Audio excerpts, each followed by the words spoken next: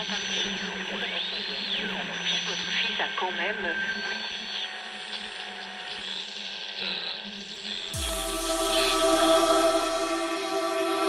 for those of you in the black, I want you to know this is Nubian Jag, willing you to turn on track and listen to uLearn Naturally Radio. Naturally Radio. I relapse from again. How does it feel to finally be free? Wonder will I ever know? uLearn Naturally Radio. Get involved now.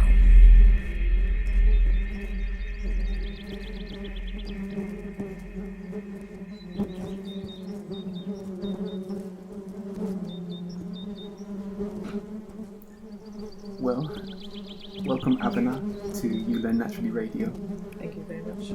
It's a real pleasure to have you here. We've got a very, very special thing to speak about. And I have to give a background to this because we've known each other for a while. And it's only recently that I know you do this special thing that we're going to talk about. We're going to talk about beekeeping. There's lots of special things around this, so I was really touched to hear that you're so involved in beekeeping. Well, I know you as a very powerful community person, and to add that to it as well, for me it's very special. I have a special place for insects, praying mantis, abit. Yes, I but, do. Yeah, so welcome to uLearn Naturally Radio. I'm going to invite you to introduce yourself and let's have a reasoning about beekeeping. Okay. So, you've already mentioned that it's Abenah, and I started my beekeeping journey 2 years ago, so into my second year. Yes, we've known each other for a while, and I kind of kept my beekeeping experience pretty quiet to everyone, basically. I didn't really say anything much. I just went on my course, did my first year, didn't produce much honey in the first year, and after the second year I thought, okay, I've got some honey now, I can do something with this. So then started to be a bit more vocal about what I was doing. And that's when you found out, and I thought, let me supply you some honey. Yes, a very wonderful honey, and we love that. Yeah. So this business of beekeeping in this country, there's a certain way and culture around it. I think most people would just associate bees with just insects that they see from time to time. Some people would be aware that there's concerns about the numbers of the bee population, but not so many people would get so close as to actually beekeeping. Can you give us a kind of insight as to how your connection comes to bees, and then a bit more detail about your first encounter with actually doing it? Okay, so I never actually thought that I would go into beekeeping ever. It wasn't a topic that I thought about doing. People around me didn't talk about beekeeping. The only time we'd hear about bees is if you got stung. So there was this tendency, stay away from bees, they're going to sting you kind of thing. So it was just purely, I just love honey. I really like honey. And I went through, you got Manuka honey out there, and I used to think it's so expensive, and it'd be good to just get good honey, local honey, because people say local honey is the best honey you can have, because it's got all the pollen in the area. People suffer from hay fever, so if you're having honey in the area that you're living in, then it's softening that allergy, that hay fever aspect. Localizing, eating local food. That's right. So if you're yearly having to set the honey in the area that is being produced in, it decreases that hay fever aspect. Interesting.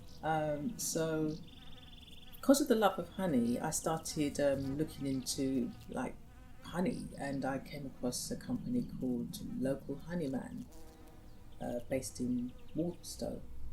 and he does like honey with black seed in it. Black seed and honey with cumin in it, and honey with what's the other one he does? Another one, and I just was fascinated at the fact that he had put together the ingredients, and they both tasted really different. And where is this person from? Is I believe he's West Indian, and he runs his own company in Walthamstow called Local Honeyman, and he does have a website.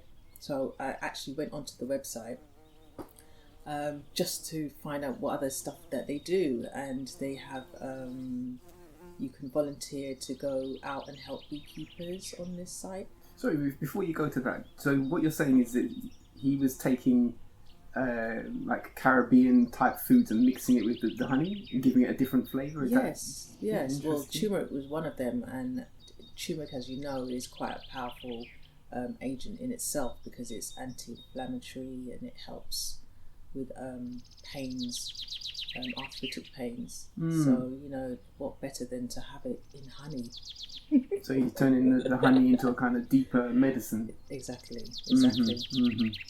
So following just researching on his website, I saw that they had have a day's experience of beekeeping, and I thought, oh, that sounds a bit interesting. Maybe I should try that. If I try that and I become a beekeeper, maybe I can have my own honey. Mm-hmm. So I decided, okay, I'm going to go onto this one day's event. Went on the one day's event, and I was very fascinated.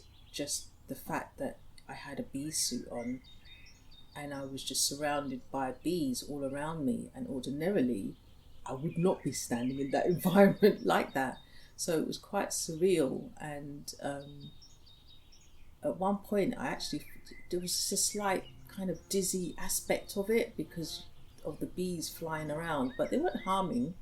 They were just doing their circular motion to get to their hives and doing what they would normally do. Mm-hmm. So stemming from that, I found out that there was a course in my area, a 6 weeks course that I was told about, and I thought, oh my gosh, how ironic that I ended up on the day before the course starts. I'm on the 1 day session, and the course, it happens to be in the area that I live. So for those residents, so that's when my journey started on beekeeping, and I went on a course and became a beekeeper. That was 2 years ago, so this is my second year into beekeeping, so I'm still quite fresh. That course, give us, because by now I expect there'll be a few ones tuning in that are thinking, oh, actually, maybe I can do beekeeping. Maybe they're thinking like this now. So just give us a taste of what that course was like. You said it's 6 weeks? It was a 6 week course. What did you cover, from, if you can recall the stages of what you did in that course, just roughly? A lot of it was more theory, so it was hands-on. We talked about bees.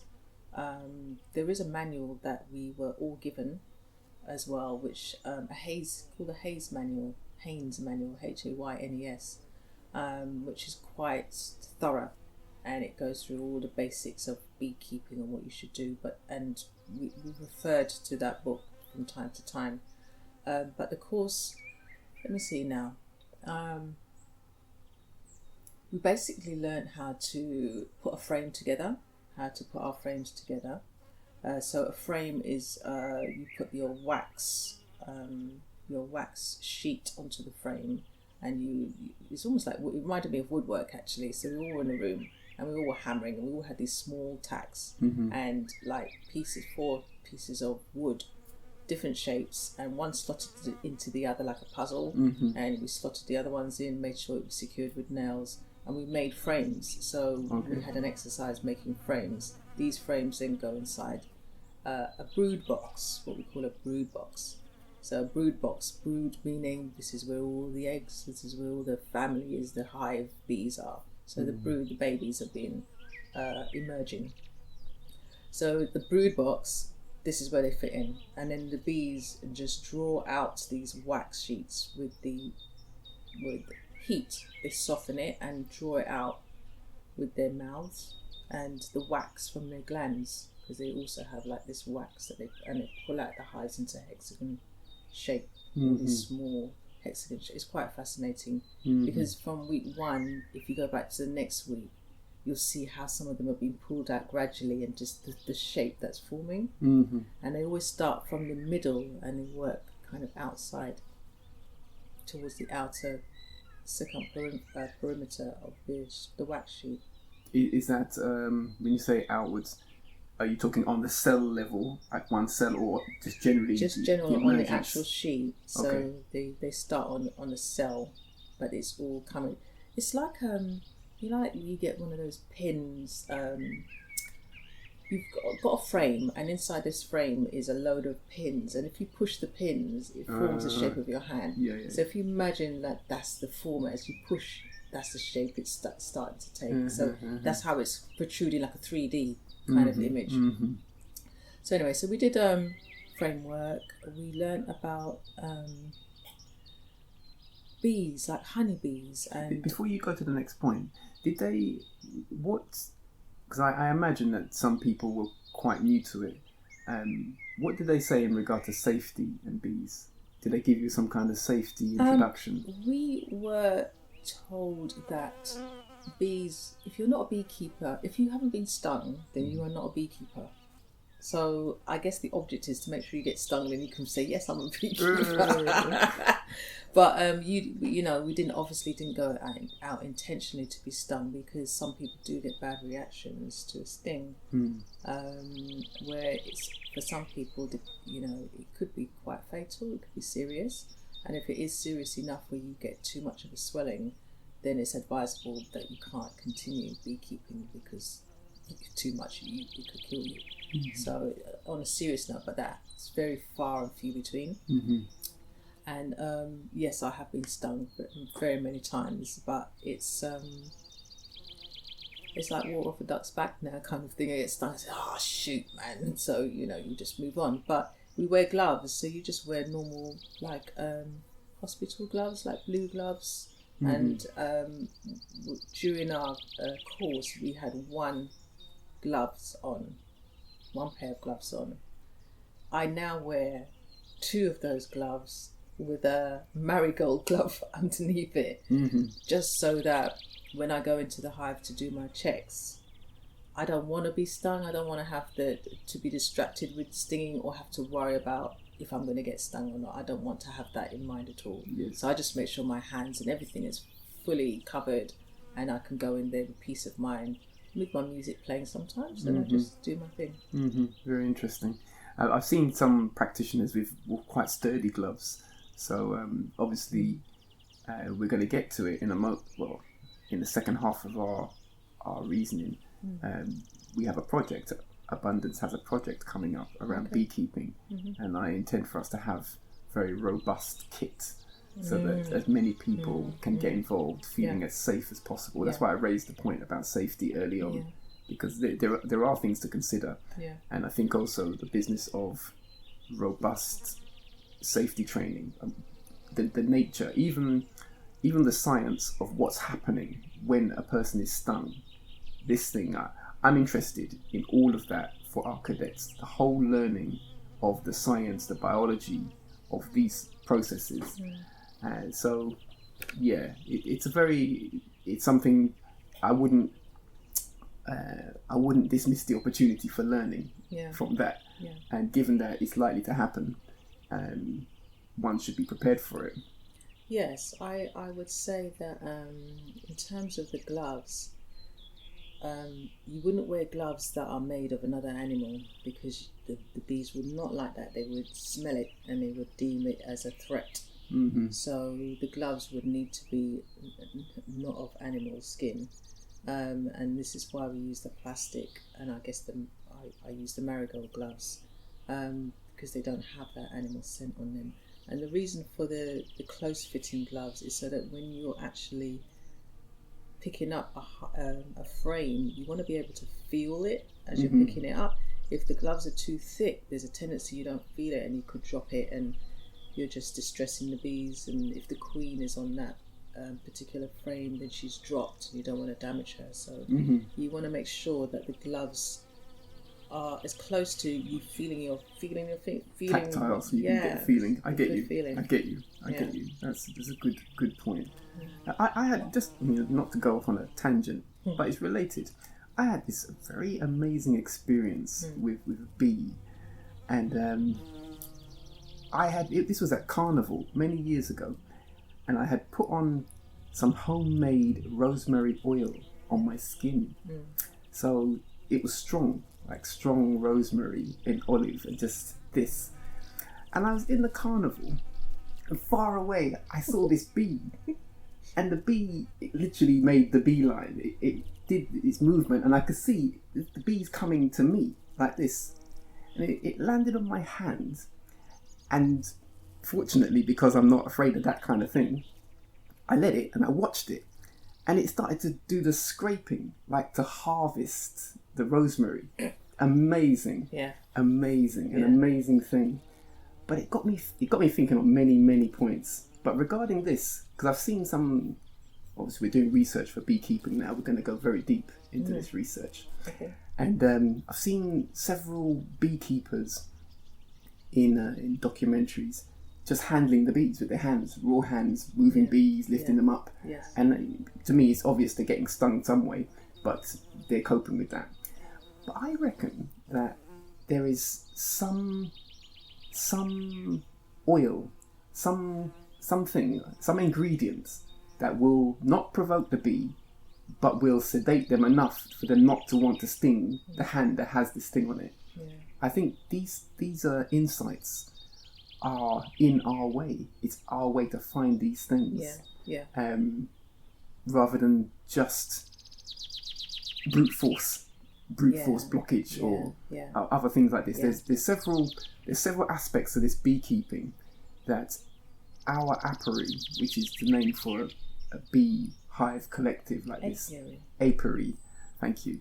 This will allow for that kind of learning, harmony with nature. This is a really key point for unified knowledge practice. It's one of our 10 principle process and protocol. So it's a fantastic opportunity for that and develop new things. Anyway, you continue. You were saying. Yes, no, that story was quite fascinating about the rosemary oil, because I too have seen a video where a woman it was a swarm, so there was a swarm of bees, and they needed to be put into a container and taken to a hive, and to be so they're in back in their safe environment, so to speak, and they're not just out in the wild where someone could get stung. And the woman was actually scooping the bees with her bare hands into the container very gently. She was doing it very gently, but in my mind, that's not something that I would have done, because I'm like, I would have got stung by now. So I wondered, now that you said that, I'm just wondering if maybe she does coat her hand with something, or she had coated her hand with something that calmed the bees, that they're not going to feel a threat. Well, you see, we're going in on the deep angle to the heart of the matter, because obviously around beekeeping there is a deep. I've seen several practitioners who consider it something like a spiritual practice, like a meditative practice, like a harmony with nature practice, and that I would posit that the right degree of internal steadiness would avoid being stung without any kind of ointment. But that's a place, that's a thing, and there's other practices to have that kind of steadiness around something where there could be pain. It could be pain. I just adding to that, I believe, or I've heard that the bees, which I think with animals as well, they sense fear in you. So if they sense fear, then they know what to do with that. And if there's no fear, then I'm guessing they wouldn't do any harm. But on the flip side of sense, as in the smell and odours, we've been told that not to eat bananas before we go to check our bees, and strong smells like aftershave or perfumes are a complete no-no, because they will attack you. They will want to, they don't like it. Mm-hmm. So there's strong smells, bananas especially. So we're going to go deep into these things. I'm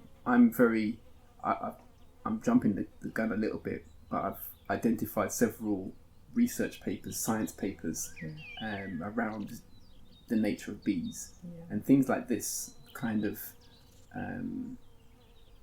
the kind of atmosphere around bees, and what both in terms of chemical and audio, acoustic environment. We're going to go deep into these things and explore them very carefully. This is the whole. This is the project. We won't start there, but we're going to go there like this. Okay. Very, very interesting. So, I saw that video as well. I think it's the same one, because I was quite impressed. They had swarmed into a tree near to her stuff, and I think she'd. There was 2 videos. She had nudged them. Okay, the one I saw. Yeah. A swarm had come from the hive, and obviously you're going to explain about swarming in a moment, but a swarm had come from the hive and just connected itself to a local tree in their yard, and she wanted them back into the hive. So she took a basket, took the top of the tree, shook them so that it fell into the basket, and took the basket back to the hive, tipped them out, then scooped them towards the entrance with her hands. This is what I saw. And all of that, the whole of that process, to me, it's obvious that she's being stung numerous times throughout that. It would be a fabulous story if she was explaining that she didn't get stung once. Did she say she got stung? She didn't say that. She didn't show that in terms of her action. She's a professional and she's experienced. But I have seen other professionals who have got stung and have just continued their action and then explained that they were being stung and then taken action after that. I saw one video where a man was doing some work on a hive with his bare hands, and he had by his account, they had become aggravated with his actions. So he did something, and then he went away and he came back with big gloves, and then he continued what he was doing. So he was being stung. But when he was in there, when he completed his action with the bare hands, he completed a set of actions, and he wasn't shaking, he wasn't panicked about it, he was steady. And that's important to be able to handle that. It's a learning. But like I say, I have a sense that there's a perfect form around how to be around bees. I agree. We're going to search for it. We're going to find it. We're going to practice it. So we've gone right into the heart of the thing now. We're there. It's so easily done. We couldn't skirt around it. Yeah, it's deep. So, okay, so I think I had asked you to speak about your introductory training, and you'd sort of gone into the middle of that. So I recall that we did a lot of outdoor, because it's all about the theory, and if you can do so much reading, but the practical is the key thing to be able to do it. And of course we had our hive suits on, the all-in-one. I don't like just like some people would just have the headgear, and I just don't think that's enough, because bees can creep underneath something, and just takes one bee to get in there in the wrong place, and you're kind of like wondering what's crawling on your neck, and you don't want to be like that. So all of us wore all in one suit, and we had our Wellington boots on, or some boots, and everything was tucked in, so there was no gaps for any bees to get anywhere. So that in mind, we're going into an area that was about probably about 20-25 hives that was in there, all spaced out. And all of our hives were kind of next to each other, and eventually we had our names put on them, so everybody knew which hive this was going to be. So it's quite to So you have your name on a hive? So that everybody knew who was going to take theirs. Did it feel good though to have your name on a hive? Like It did feel good. Your community of bees under your care. But on saying that, well, I'll tell you that bit after. Remind me to tell you about distance. Distance, okay, no problem. So the hive started off as a brood box. So you had one brood box, and on top of the brood box you have your what you call a super. So the super is shorter than the brood box, about half the size, and that is where the honey will be made. I mean, just to explain to our listeners, the structure you're talking about is like having a box with no lid and no bottom, just the frame around the edge. Yes. This sort of frame structure. Yeah. So the bottom will be what they call the floor. So you have the floor, and the entrance to the beehive will be there, and it will have like a mouse guard on the front of it. So a bit like a comb, but with thicker spaces on it, enough for the bee to come out. And at wintertime, during the summertime, you can take that off because the bees they're going in and out quite a lot because they're gathering nectar and pollen.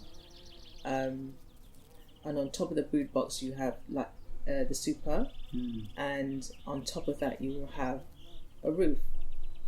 But between the brood box and the super, you are going to have a queen guard, a queen excluder.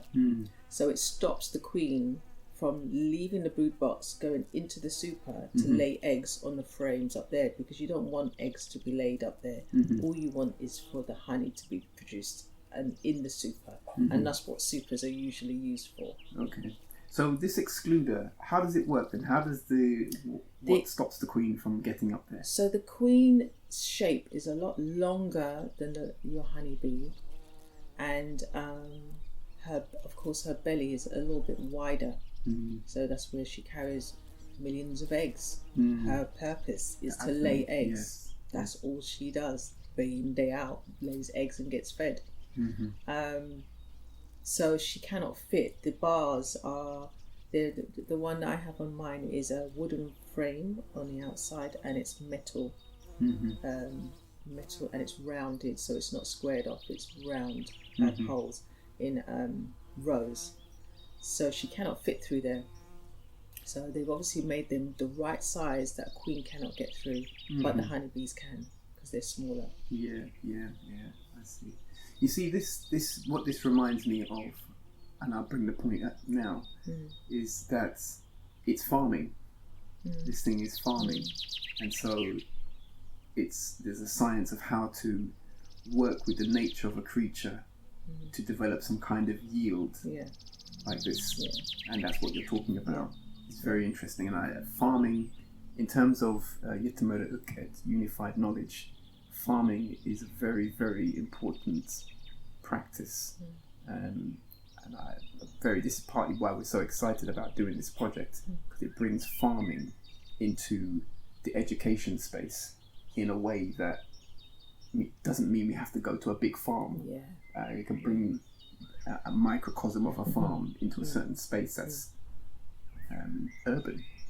Yeah, fantastic. Yeah, you were saying. Yeah. So right, so then you have the super. So, and on top of the super you have a roof, and the roof is the hive that I have is not a wooden hive. It's like a poly. They call them poly hives. So it's like a hard foam. It's quite sturdy, and they come in green, they come in blue, they come in yellow. So you can choose whichever colour you want. I've got blue and I've got green, which kind of stand out nice. I have mine in my garden, by the way. And I had a friend build like a fencing around it, so that if I have guests around, if they see it from a distance, they don't know what's there, and they just feel kind of secure if they're a little bit worried about it. They don't fast themselves up in a team. They wouldn't do that. As soon as they know it's bees, they're like, whoa, what? The first thought is sting. So they don't want to. Some people are fascinated, think, I get the question that comes to me a lot when I say to somebody, oh, I'm a beekeeper, or, they will say, oh, wow, how many bees do you have? That's not the right question. So it's quite fascinating. There's quite a few people that will ask me that, how many bees do you have?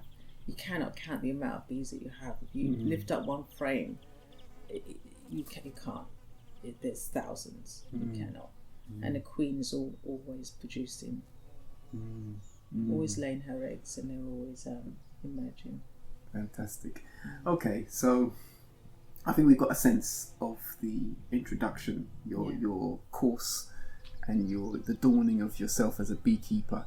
Now, one more other aspect, just okay. to the Please. we were told also that a beekeeper must always have his bee tool in his hand. Or her bee tool. Her hand, yeah. Never take it out. You should never put it down. You should always have it in your hand because you may need it for something. So you're kind of like not juggling, but you're holding stuff. And when you say bee tool, because I did want to speak about the bee-related technology in a certain way, just to itemize some things. But now you've mentioned it. Yeah. Which particular tool is the one that you're likely to keep in your hand the most? It's flat and it's shaped almost like the blade of a knife, but it's thicker, so it hasn't got a sharp edge on it. It's blunt all the way down. One end has like a curly hook, and the other end is curved into an L shape, and that helps you to separate the frames when you go into the box, because the bees don't like any gaps, so they want to plug it up and with their sticky stuff called Propolis. So when you go from week to week, when you go into the hive, you'll find it's been secured down, and you can't move it with your fingers. It's too tough, so you use the tool to leverage to prise it open. Yeah. I get you. Yeah. I've seen it, and it's interesting that it's that this particular tool is one that the practitioner would essentially keep in their hand all the time. I did mention to you about the Dankira Tawagi, the warrior dance, and how tools enter into the play. This is the exact example. You have to be dexterous with the tool. So anyway, we won't talk about the Dankira Tawagi right now. That's another story. We get to the Waggle Dance, the Waggle Dance and the warrior dance, and how those things meet in our upcoming festival, Spring, March 2021. Fantastic.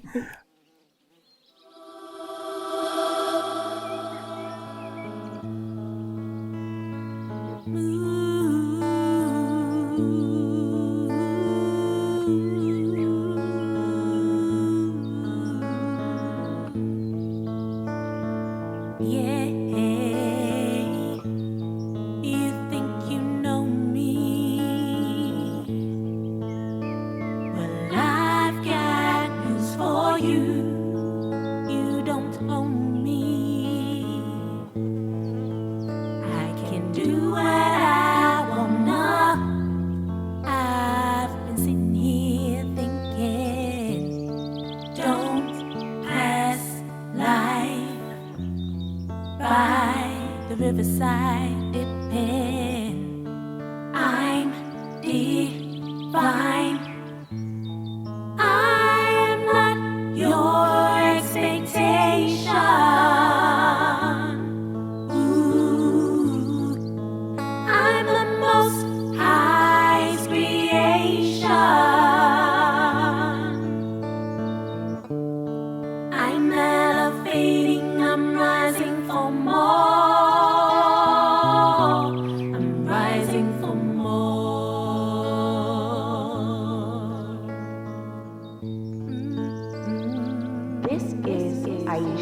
At the real Aisha Peters. I'll be doing me in the dark and wild. We shall be rising and elevating as you learn naturally. Tune in for more on uLearn Naturally Radio. No boxes, please. No need to be closed in. I'm victorious, yeah. I'm born to win. I am not your expectation. Ooh, I'm the most high's creation. I'm elevating, I'm rising for more. Tune in for more on uLearn Naturally Radio.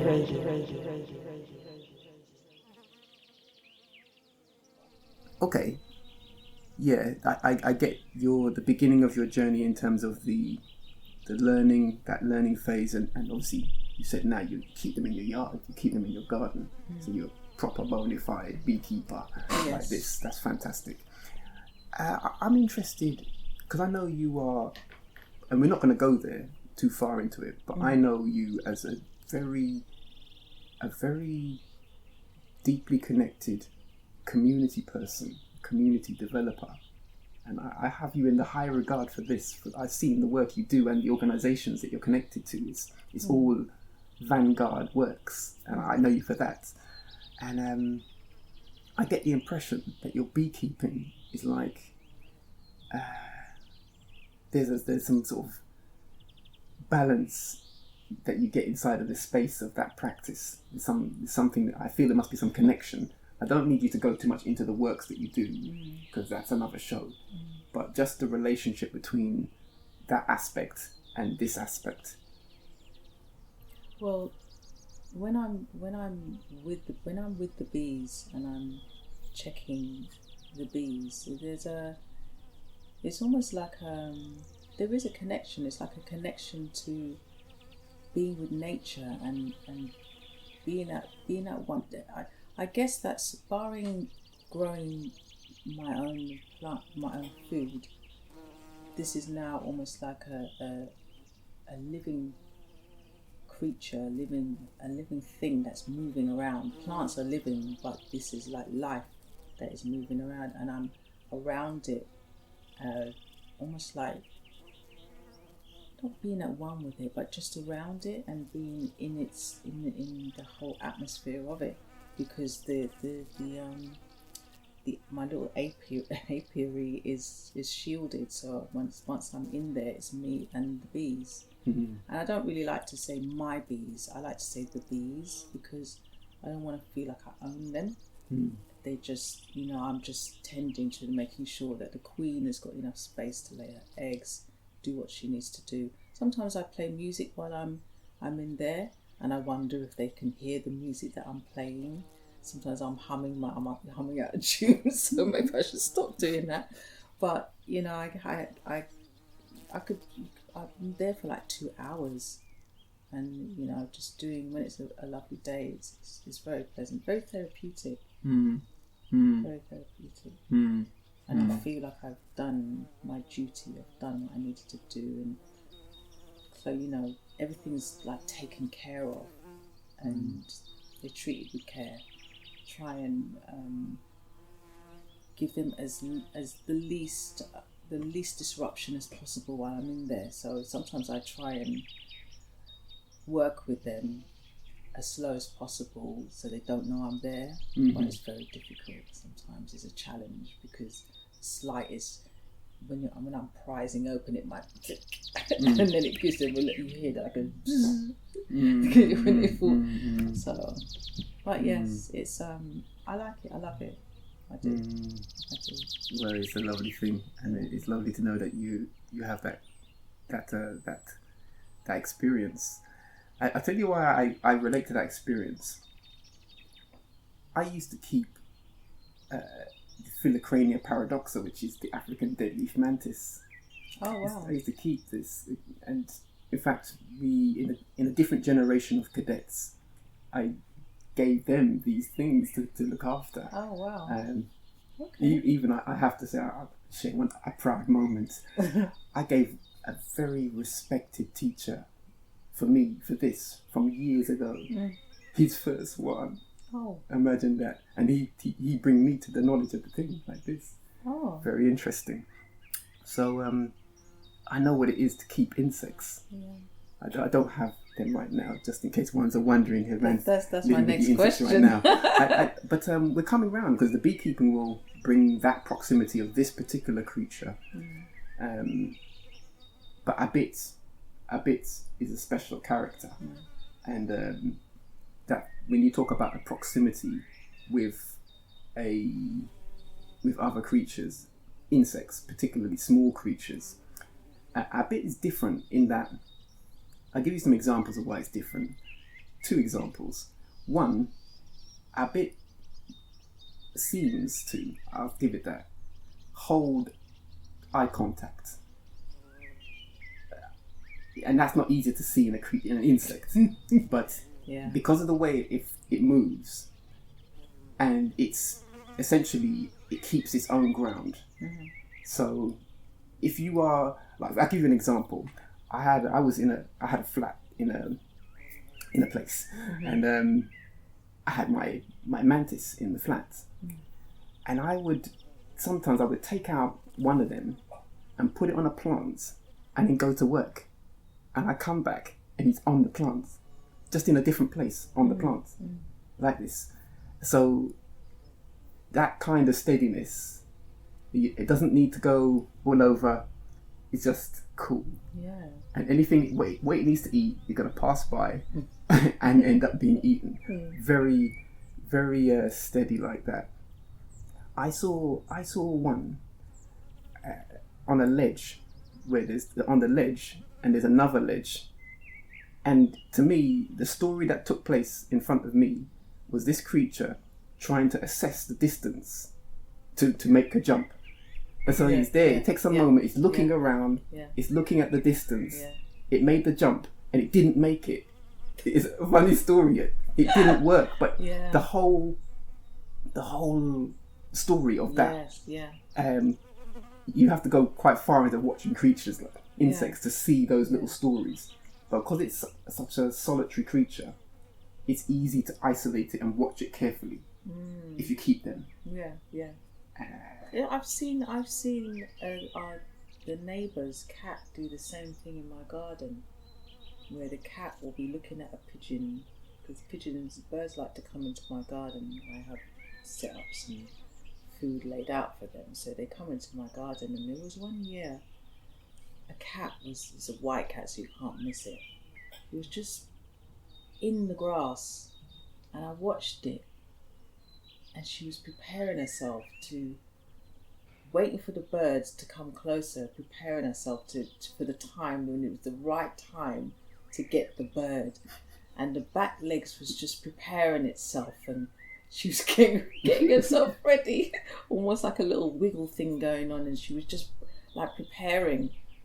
And she did make a move, but she made too much noise, and the bird flew off just in enough time. But that was the same aspect of what you're talking about there, the distance and preparation and readiness of when's the right time. So it seems that nature does this thing. Absolutely. Well, I mean, cats, big cats, they do that thing you just talked about, and most of their hunts don't work out. So that, but it's just, we always see these things on documentaries. They're not going to show like 50 failed hunts. They're going to show the one that works out. So it looks like it's always working out. Most of the hunts don't work out. But it's practice, and even it's in that practice, it's the way. It's not even, to me, that is still, it's just the way. It's what you do. Yeah. It's what you do. Well, it's the hunter and the hunted, isn't it? In any aspect, really. The hunter is always going to watch what the victim is doing, and before he makes his move. So it's a similar aspect. It is. It's deep. It's lovely to see. It's great learning. Yeah. So anyway, keeping insects, because I used to keep the dare I say it, the crickets to feed to a bit. So that's another set of things, but I kept that because... That's why I don't hear any crickets anymore. Yeah. So they'll come back though, don't worry. That's why I play the music, so that when I bring them back again, people won't know it's the real thing. It's the real thing going on. So, yeah. So that, it's a world like this. One thing needs another thing, so you... Obviously in the beekeeping, maybe you can tell me something like this. In doing the beekeeping, what other things has it connected you to in terms of harmony with nature?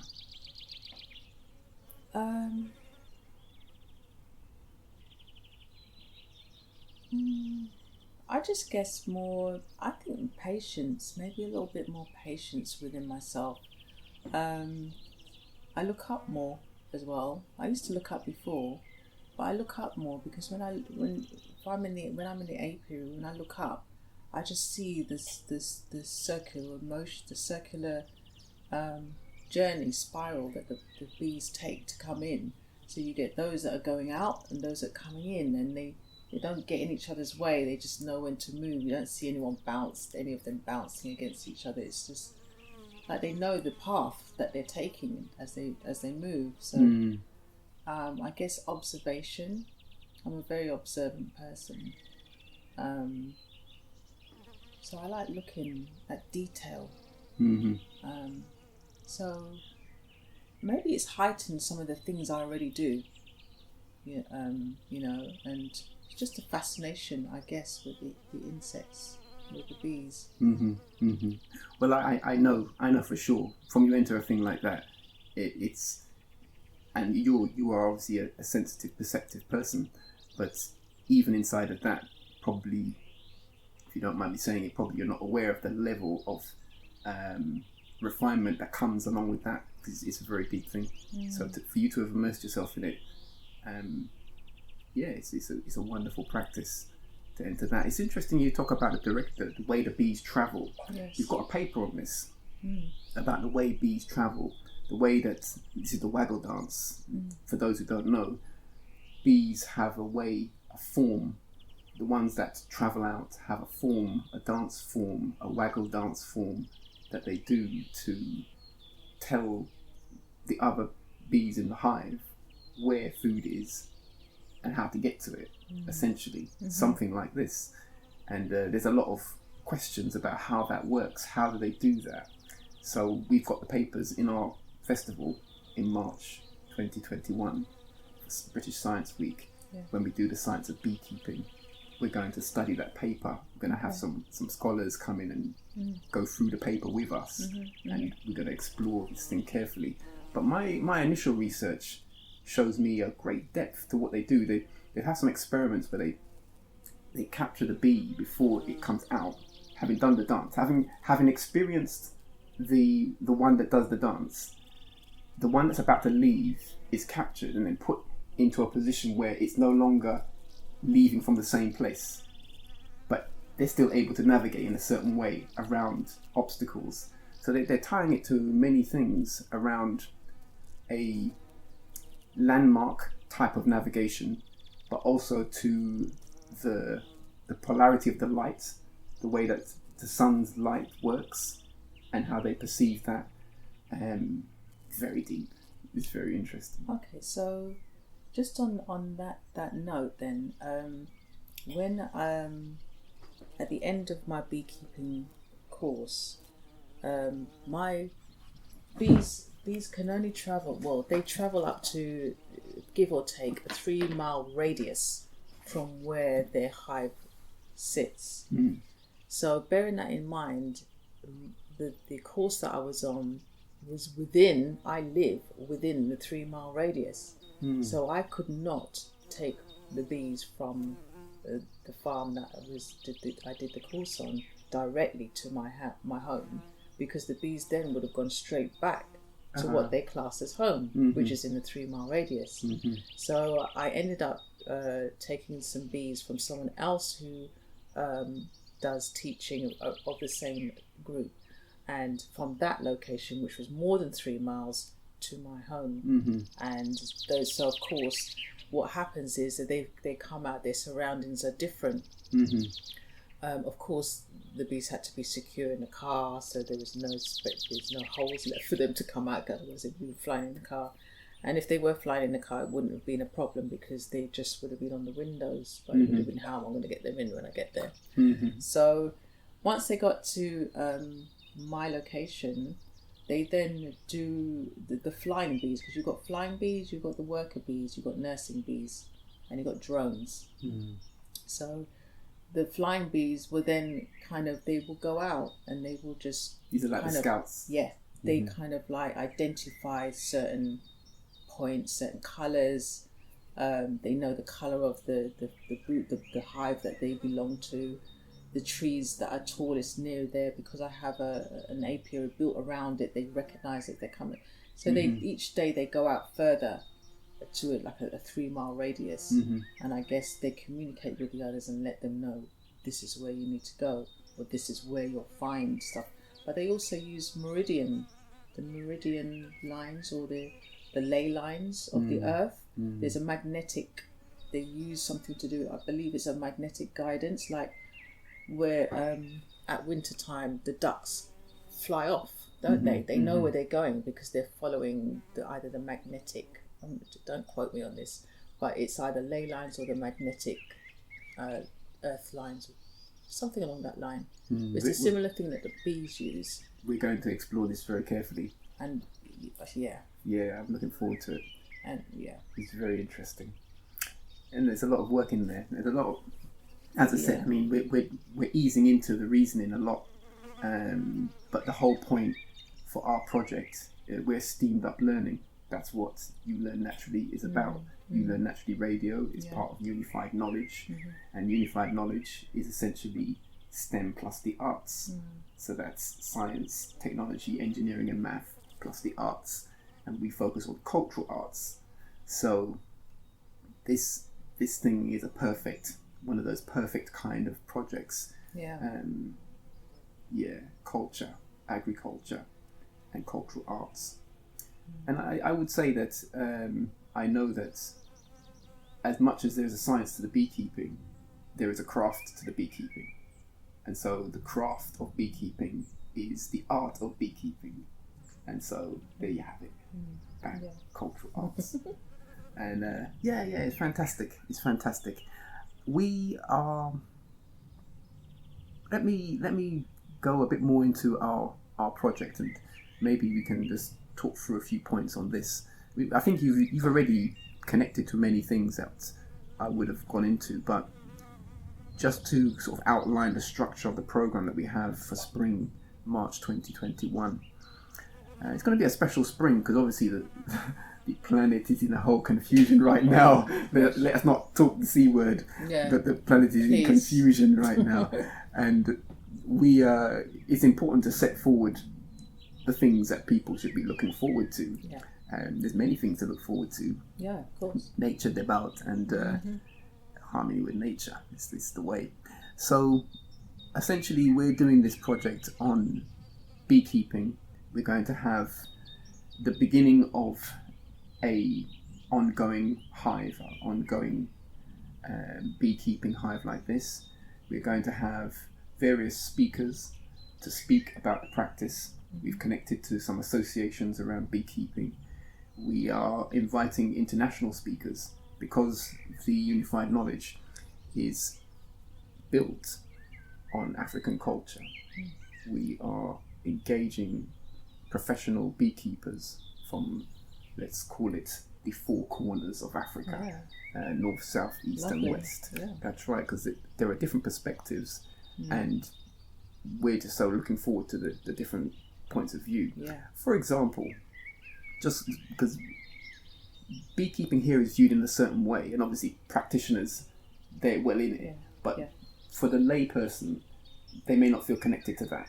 They just get their honey from the shop and that's it.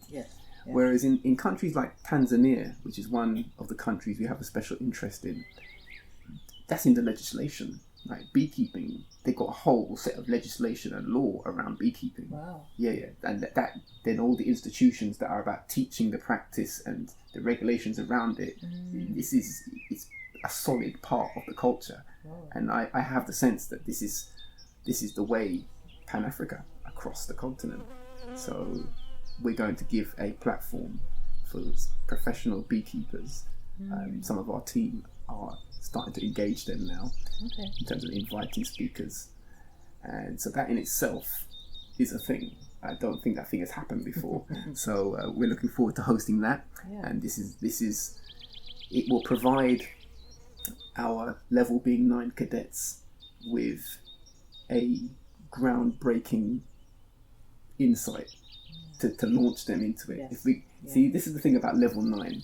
Level 9 it's a GCSE. It's said to be a GCSE standard. It's the highest standard, and level 9 is basically excellence.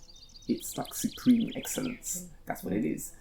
They set that as a national standard, but not everyone expresses that. Now, the standard system is built to make sure that only a certain few can get there. They have a queen excluder. Yeah.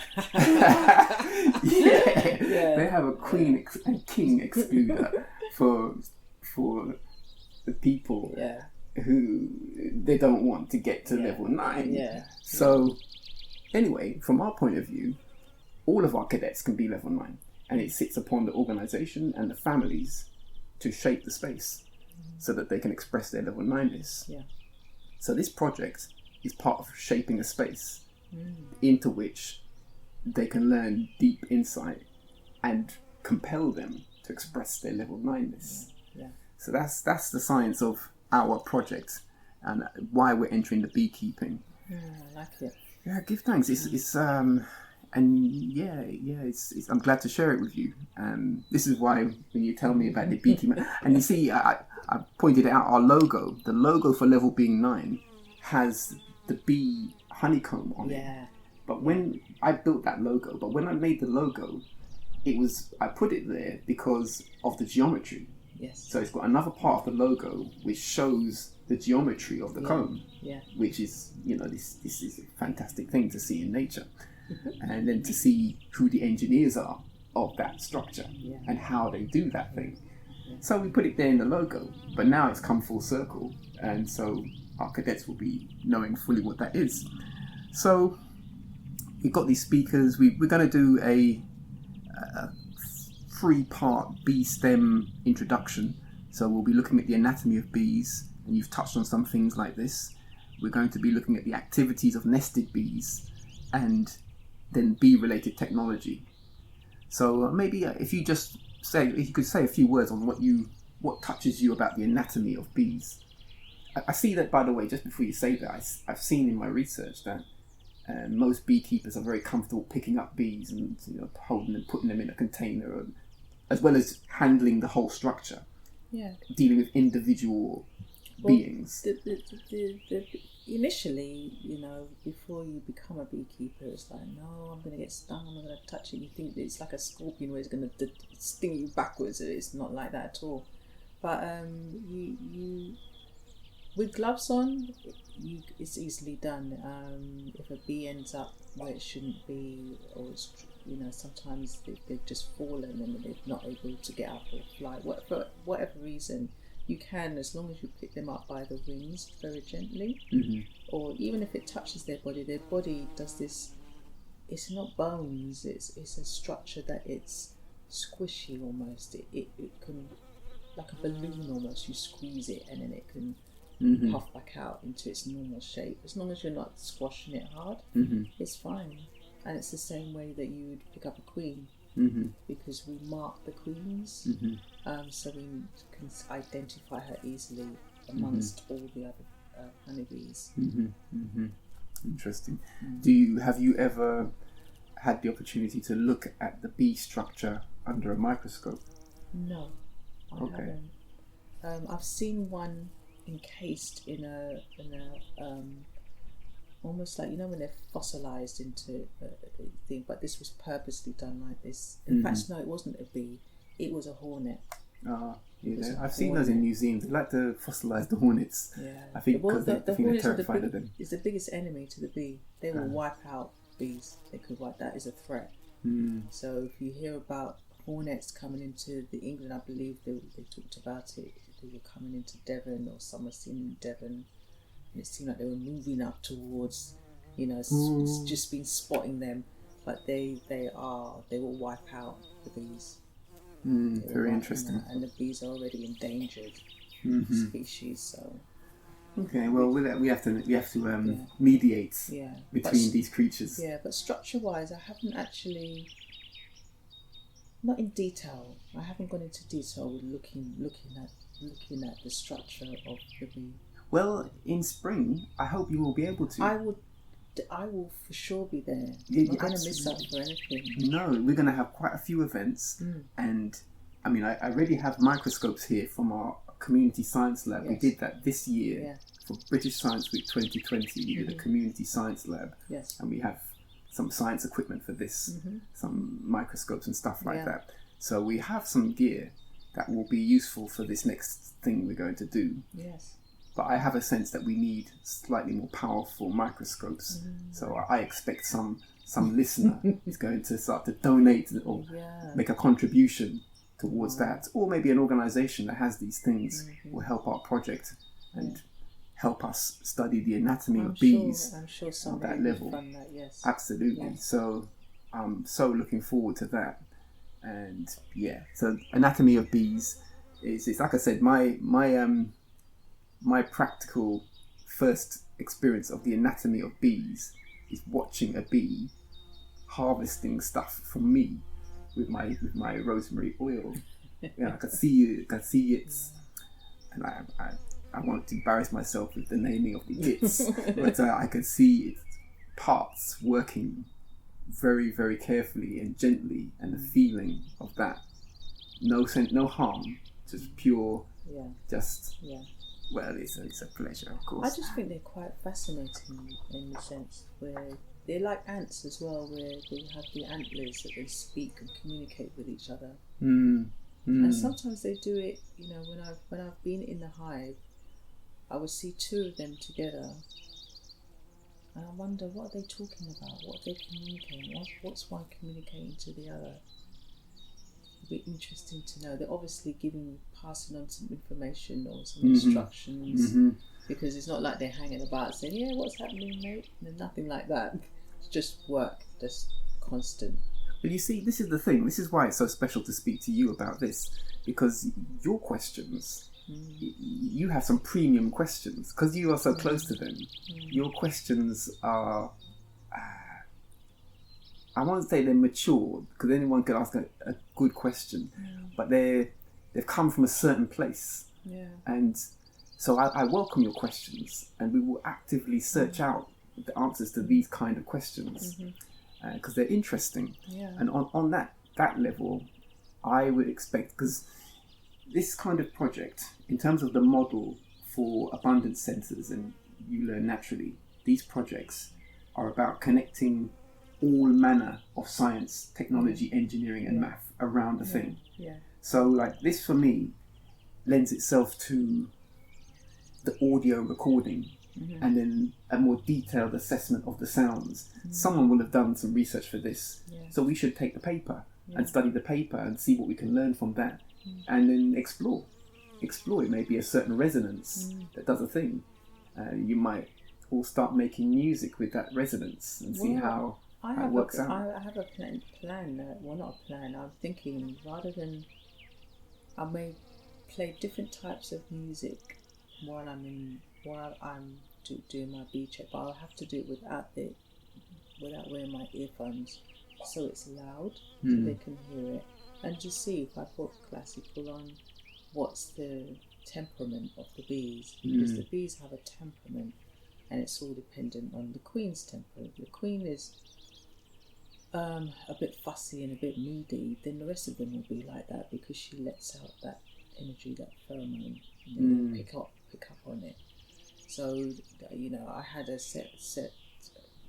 queen that all the bees was like, every time I went into the hive, they were just like all over my hands. The soldiers, like the guards, were just like wanted to be in my face. I've got my equipment on, so I'm fine, but they're just like in my face. I could hear maybe them banging into the, you know, the tap of them. So it shows me the force that they're actually coming into, want to attack me. And I actually spoke to the teacher at the time about that, and he said, okay, you'll have to come and have a look, because there is a temperament that some of them have. And when he came, he goes, oh no, I couldn't put up with this. He said, you need to change your queen. So the queen had to go, and I had got a new queen. Wow.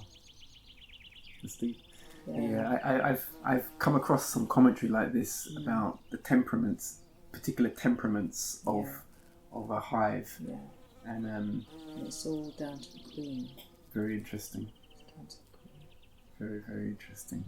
Okay, well, there's a lot to do for this then. There's a lot to do for this, and that sort of touches into the nested bees, the activity of nested bees, and then the technology. We've spoken on the technology, so I think we've kind of covered that aspect.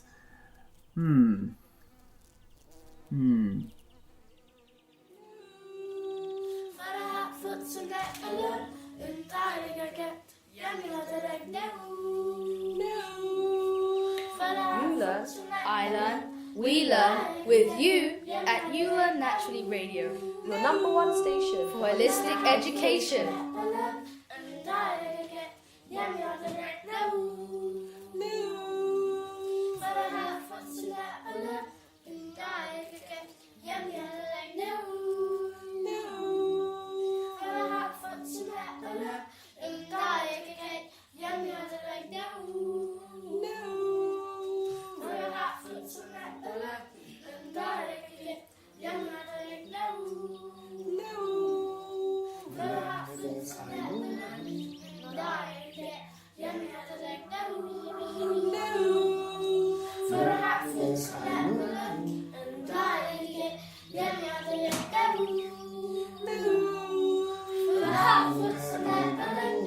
uLearn, I learn, we learn with you at uLearn Naturally Radio, your number one station for holistic education.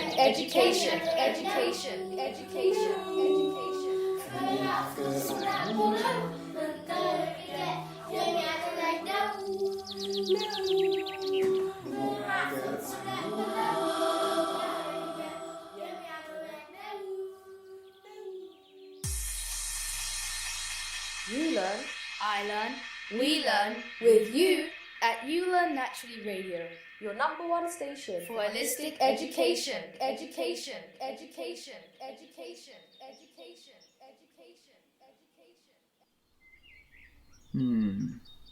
Let me share with you another part of our program, because in the Unified Knowledge Practice we have a system. The Unified Knowledge is a pedagogy, it's a system of teaching, and that system of teaching can be explained with 3 domains, if you like.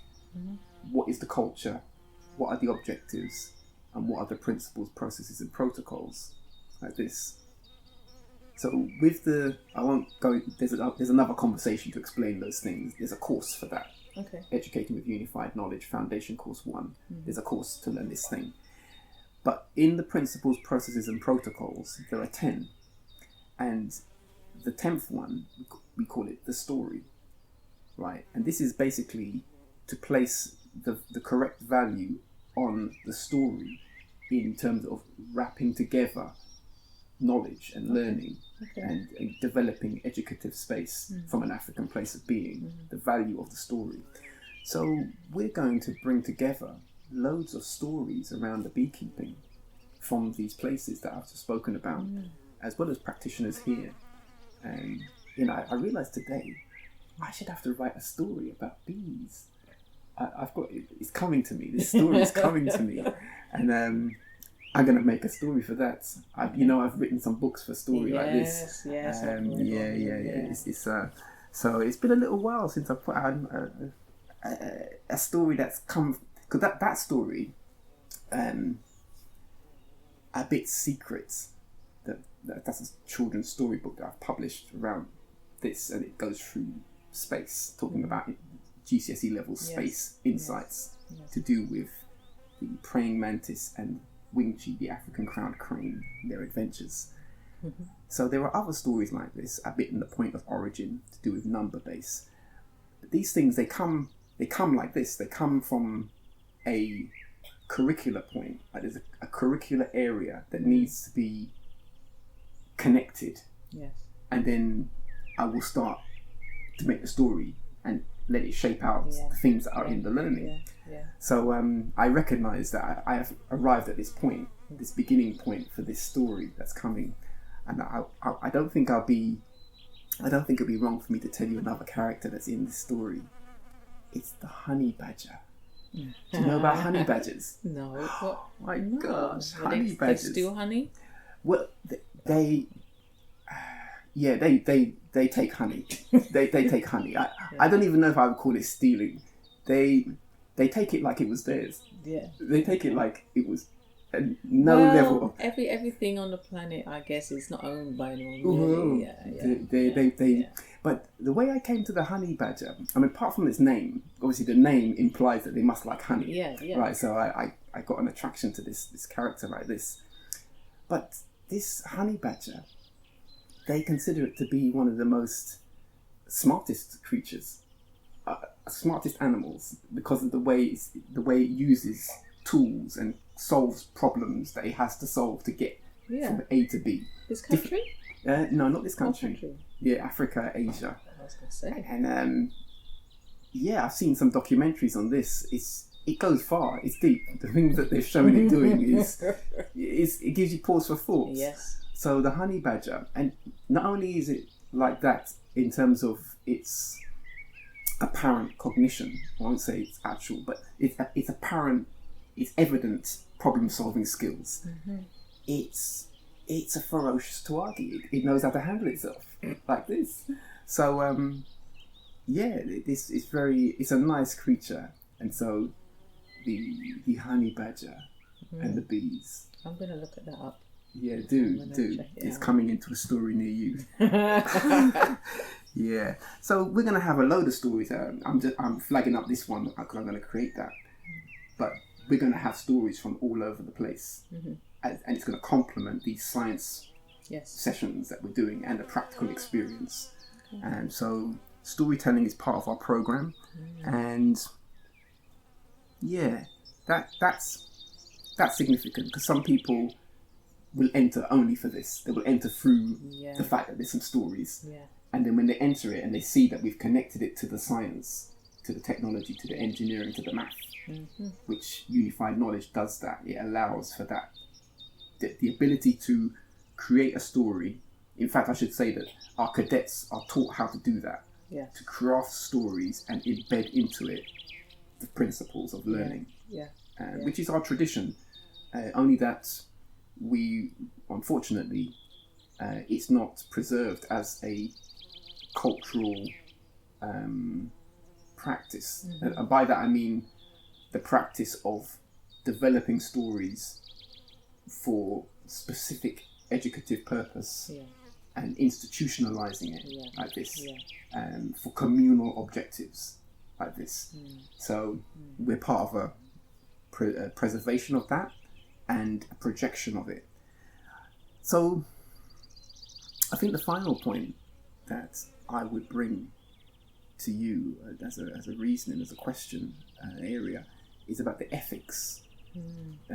Because you see, and I'll tell you how I got to ethics and beekeeping, because maybe people will think, well, what's ethics got to do with beekeeping? But you see, because of the pedagogy, we have a principle. I mentioned at least 10 principles. Yes. Right, and one of them is the story. There are 2 that are called ma'at. And ma'at is a Kemetic principle. I know you know this. I'm saying it because some listeners may not know this thing. Yeah. But ma'at is a Kemetic principle, an ancient African, ancient Nile Valley, ancient Egyptian principle of truth, justice, order, right, reciprocity, balance, harmony. And I won't go too far into why there's 2 stated principles for this. It may be just to say one is to talk about ma'at as the highest form of mathematics, which connects then mathematics. Most people, when you say mathematics, they're thinking arithmetic, but it's not that. It's more than that. So we know it's more than that if we introduce it in the proper way. But the second one is about universal order, human social order, natural order. This point of view, ma'at in this way. Okay. So those 2 are there, ma'at is there. And because it's in the pedagogy, when we approach a project, we should have to think through what is the ma'atian insight, perspective, question, integrity checks around this thing. So we did that. And once we started exploring this, a whole load of things came up to me that weren't in my mind before I started doing it around ethics and bees. Because ethics the word ethics is, it can replace the word ma'at. Just in common talk, in certain ways, in certain regards. If you're talking about ethics, then you're in a ma'atian type of context, reasoning. So in doing that, I started to see all sorts of questions, because in the beekeeping world, and I'm aware that now we're doing this podcast and it's going to go out, and when it goes out, it's going to land like a beautiful bee on many beekeepers' yards. And they should have to pick it up and listen to this thing, hear the buzzing sound of this podcast. And what are they talking about? How do they know these things? Where they come from with that? Da, da, da, da, da. Anyway, so the podcast will go out and it will touch many ones. But I'm aware that in the world of beekeeping, there is a kind of, certainly there's at least a two significant branches: natural beekeeping and standard beekeeping.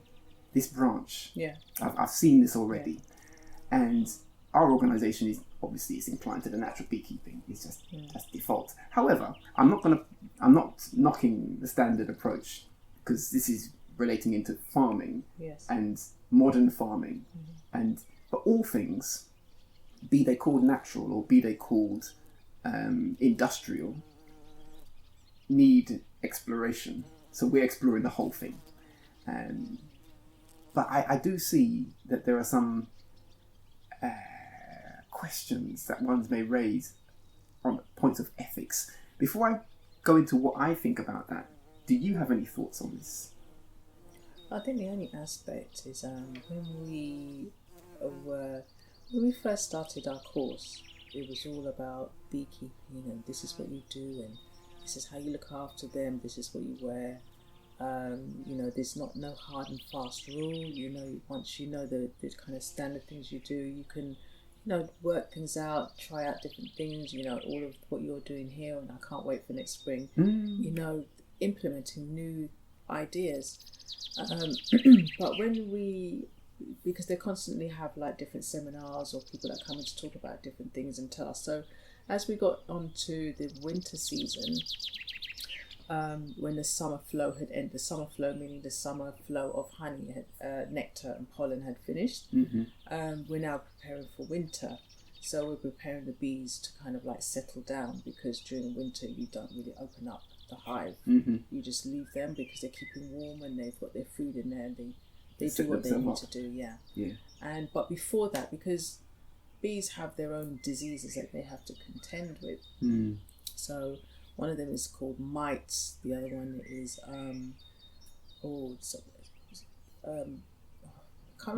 mite is another little creature, right? It is another little creature. And what it does is it burrows itself into the cells where the larvae is, and then it just feeds in there and it destroys that cell. But what we've been told to do to handle those mites, because if you don't do anything about it, they will just increase in numbers and destroy the whole hive. To apply like this kind of there's a thing that I applied called Apiguard. Now, I should really look into it a bit more, but when we were on this course and we all were told, well, is it chemicals, isn't it not chemicals, it just likens to how the government talk about when you've got the pharmaceutical companies that want to heal you through chemical like medicines. And so it's almost like there's a mirror image of that happening in the bee world, where you've got a government saying that, well, no, this is how you handle bee diseases, with another form of chemicals. And for me, that wasn't sitting right with a lot of us, because a lot of us on that course were very naturally orientated, and we were like, no, and it was almost like a them and us. So you had like an older generation like, no, this is the way you do it. And then you got the younger generation was like, no, we don't want to use chemicals, and like, almost like being told this is how you're supposed to do it, and otherwise, that kind of thing. So it's just finding the natural ways to handle certain diseases that the bees have, and I'm sure that they're out there. It's just to look into that. further and find what it is. You know, there's talk about rhubarb leaves, placing it on top of the hive. But, you know, who's to say that they don't want you to do that so that they don't get the money from those chemicals that they're asking us to buy? Well, there could be that. It could be economic. I think that given that general mind of denaturing natural processes, that the mind that generates that as a way is economics is like a byproduct, I think, to that. It's just it's very interesting. And as I said at the beginning, we intend with our project to explore all the world of the beekeeping that is out there. And I would suggest, no disrespect, but I think we have this kind of, the unified knowledge approach to development has been missing from the domain of this.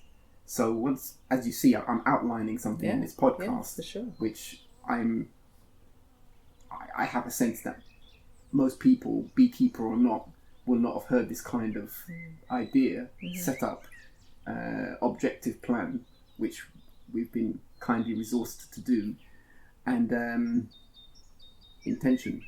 So it will generate a new way, and a way that is natural and science-backed, evidence-backed. And that's the place. There's a place there. I have a sense, like I said, that there are some institutions and some professional beekeepers who they consider themselves natural beekeepers. But I'm starting to wonder whether even that is not a kind of cliqueism of that.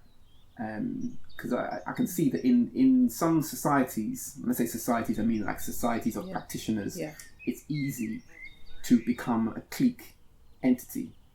And even I'm just beginning to, at this point, connect with some of these institutions, but I already have a sense that there's a lot of cliqueism inside of that. And that cliqueism, by its nature, is about not letting everybody know, not letting everybody in, and that's not going to work out.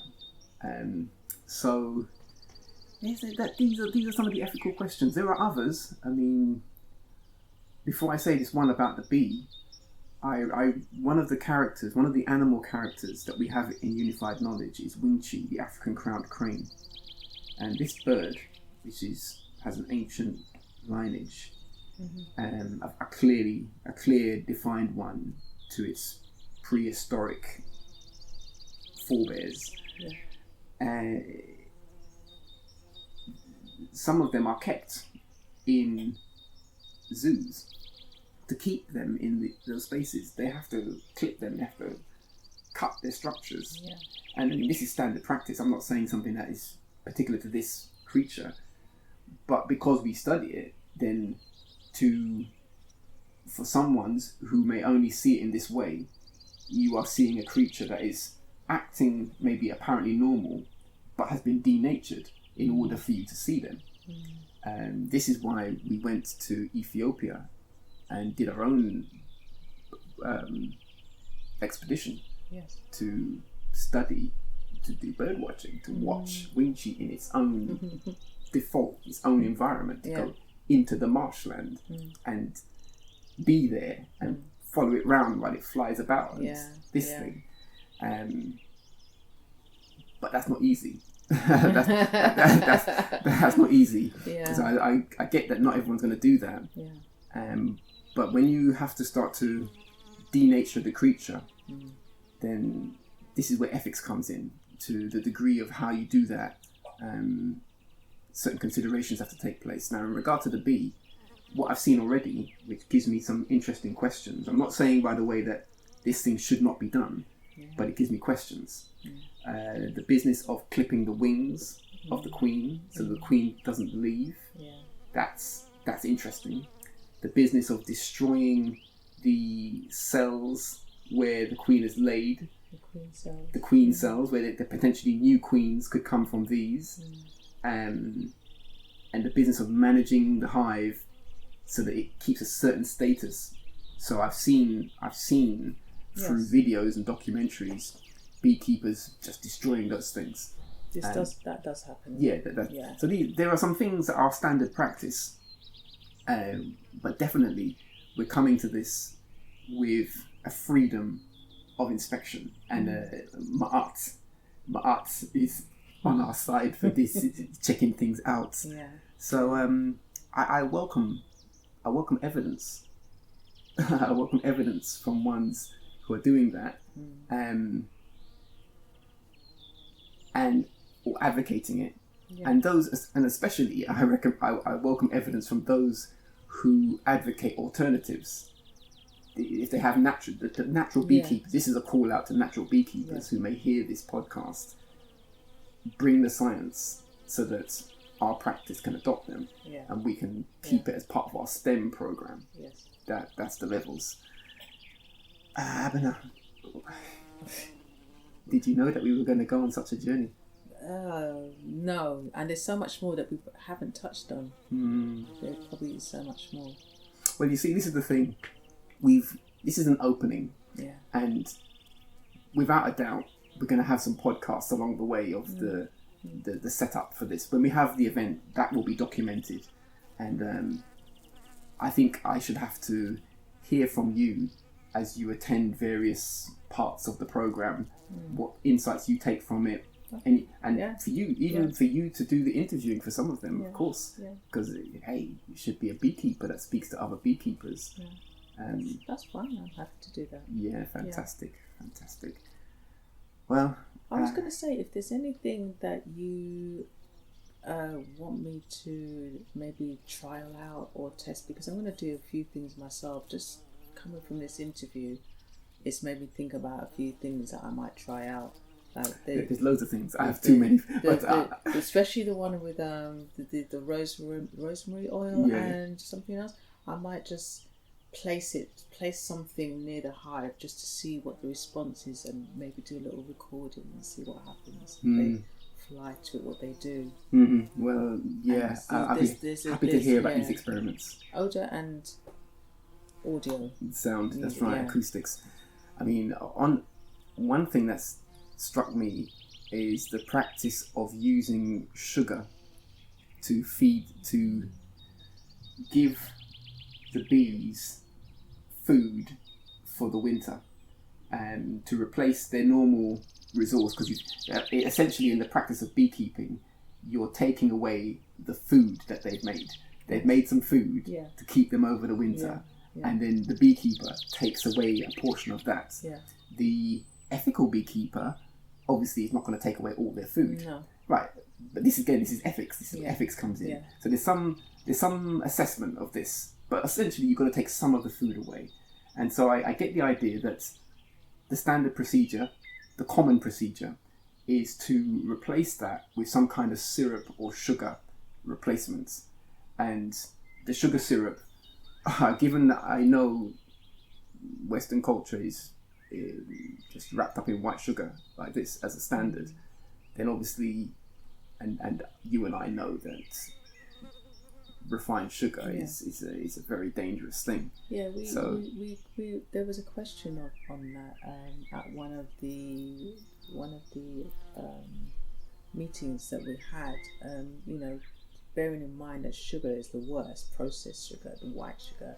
Why would we be giving that to bees? And the response that came back is that the bees do know what to do with there was a question, but the bees know how to process the white sugar. I don't believe them. I don't believe you. I don't believe them. I know the answer. They know how to, but for me it was like, for a lot of us it didn't seem quite right. But it's like, anyway, look, the first year I did do that. I because I was fresh, and I didn't get much honey in the first year, so I had no choice. What do I give them? So I had no choice but to give them the sugar water. This year round, I have another brood box which is full of honey. So I'm hoping they've gone up to that to get it, because normally it would be inside their own their own brood box, so they don't have to move into another brood box to get sleep. I'm sure they will. But I'm sure they'll do it's that. there, and there are a few beekeepers that do that.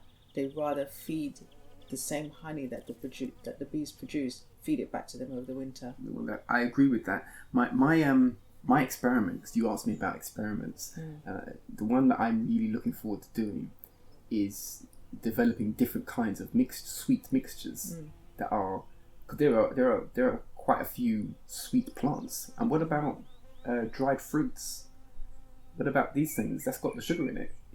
The water's out of the fruit. The fruit has got the concentration. The fruit, they would be eating this thing. So blend that up. Yeah. Make a puree of that.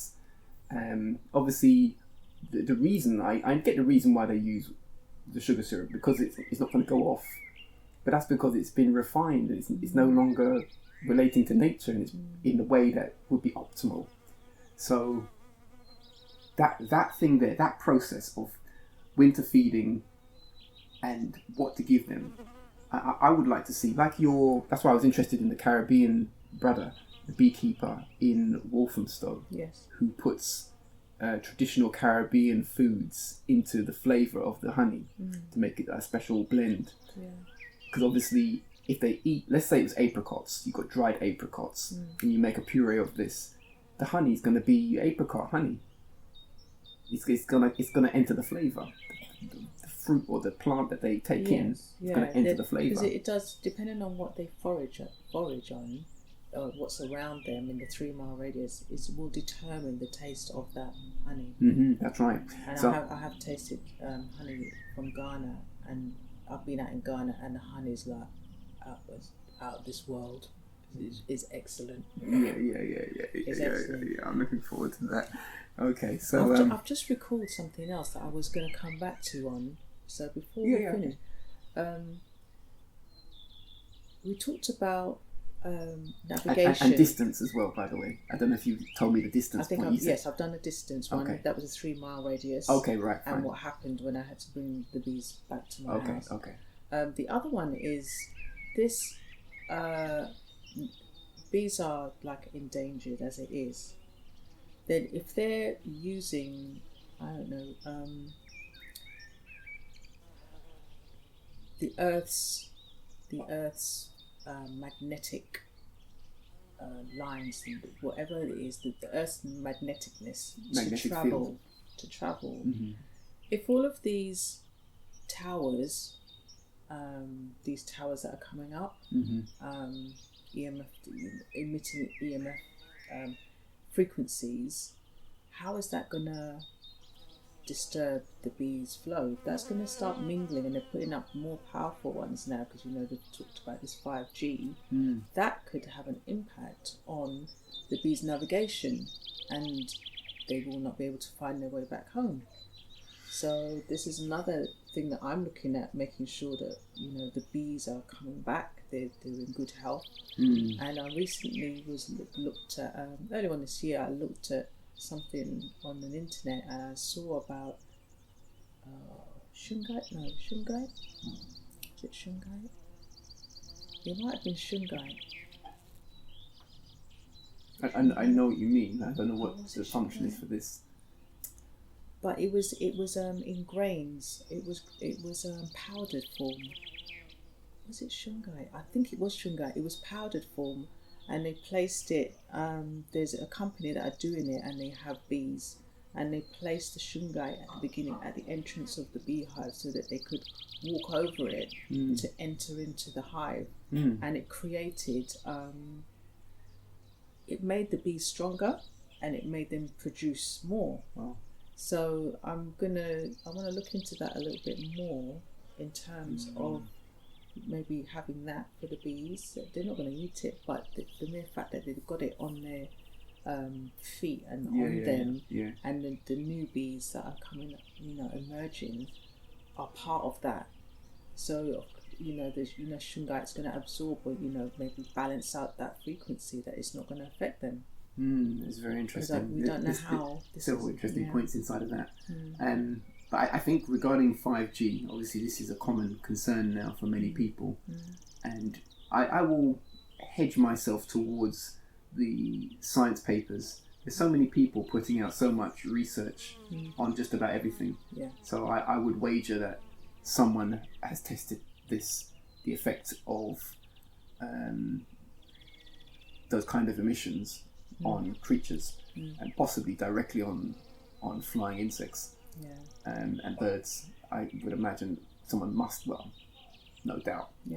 There'll be a body of research for this, just to drill down into it, and perhaps even to, if they haven't directly answered these questions that you're bringing up, to engage the ones who are nearest to the research towards this kind of question, that they will have insight and opinions at least, if not straight evidence. Yeah, because alongside that is they communicate through their antennae. So if that is kind of like electrical, that the EMF is going to. Well, the whole being is. I mean, all living beings are, they're electrical beings. So, but it's so small. The impact on them will be great. I don't know if it's necessarily about the size. I mean, if someone could argue that they're small ones, so the impact is less. But I get you though. I get the concern, and the concern is it needs evidence. It needs research. Yeah. So you've raised it, and I shall make a point of trying to engage this question into our project. Thank you. No problem. It's a pleasure to do that, and I think you are airing a question that many people have differently. I know many people have questions around this 5G in other contexts relating to humans and so on like this. So it's a good thing to anchor into our research. Yeah, Abenah. Cool. You see why I got so excited when you tell me about beekeeping. Yes, you never knew that I had the story to tell you, huh? You never knew that I had the story to tell you like this. No.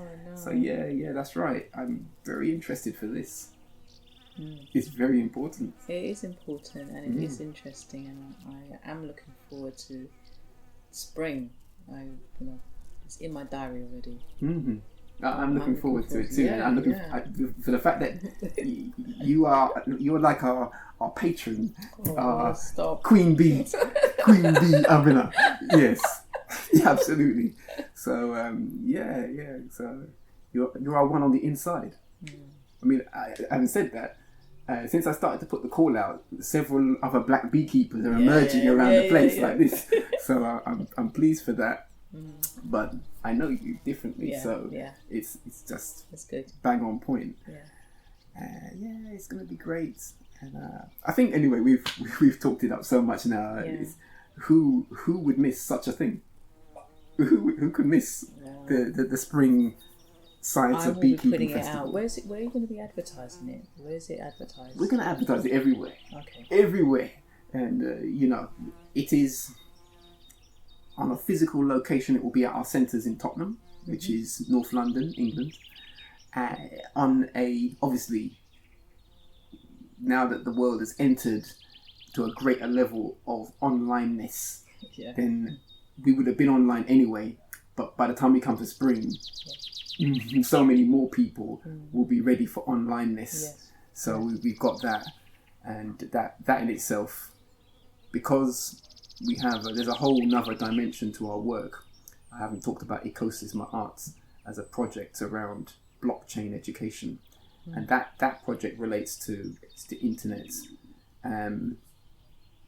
so that and Pan Africa, and so these connections connect into that. And so, just in the same way that we made an excursion to Ethiopia, by the way, it's not once we did that more than once. We travelled, take groups of people from here, we travelled there, we do the bird watching and other studies around the space for this. But I can see that the beekeeping, it would be a natural thing that we go on an excursion to do that thing. And talk to those people. Yes, absolutely, no problem for that. So we have to go and meet them. We have to go to the universities and speak to the scholars there. We have to go to the practitioners in the bush, in the forests, and allow them to share their stories. Yeah, that's it. Yeah. That is the work. It's the way. Exciting. Nature.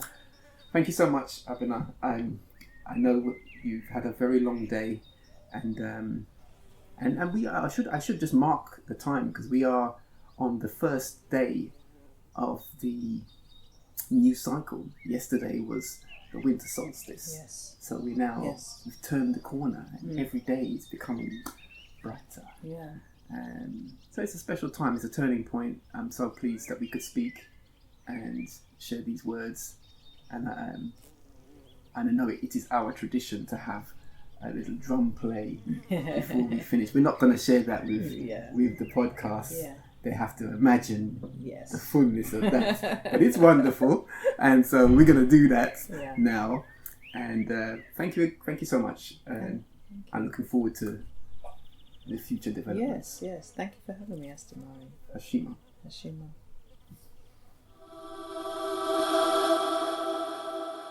Teachers and parents, come and learn unified knowledge. Yitamerl Ukit. In the pedagogy class, you can learn about the culture of unified knowledge. It is Pan-African and Kemetic.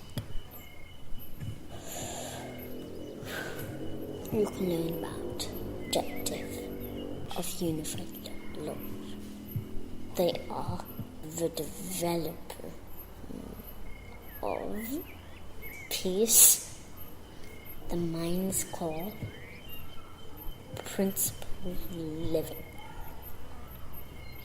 productive capacity, healthful space, and humanity understood. Come and learn unified knowledge to develop principles, processes, and protocols of unified knowledge. They are Hashima, Ma'at, Tawagiasab, Doriadia, Gazat, Orange Province, Harmony of Nature, Mind, Breath, Body, Harmonies, the language of unified knowledge. Like he will say knowledge. Curriculum, graduation, and accreditation. And finally, the story. These are the principles, processes, and protocols of unified knowledge. It's like a lolly, a knowledge. Alright. Knowledge. Why am I saying knowledge every time I'm saying knowledge? Unified knowledge. Unified knowledge.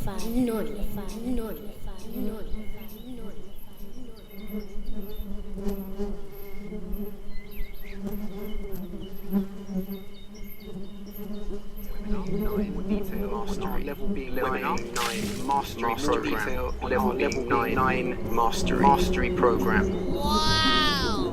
Mastery program. Level being 9 mastery.